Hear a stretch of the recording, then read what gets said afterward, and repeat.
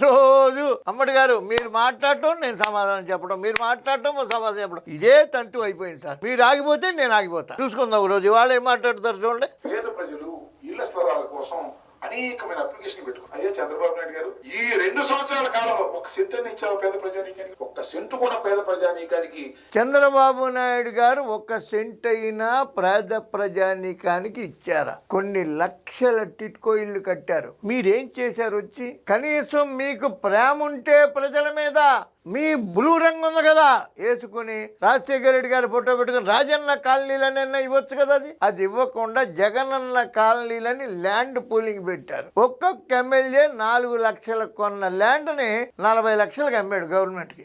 మీ ఎమ్మెల్యేలు చేసినటువంటి land pooling అవినీతి కనుక బయటికి తీస్తే ఈ 151 మందిలో కనీసం 100 మంది లోపలికి పోతారు జైల్లోకి. భోజనం పెట్టలేక గవర్నమెంట్ ఇబ్బంది పడాలి. 100 మంది లోపలికి పోతారు.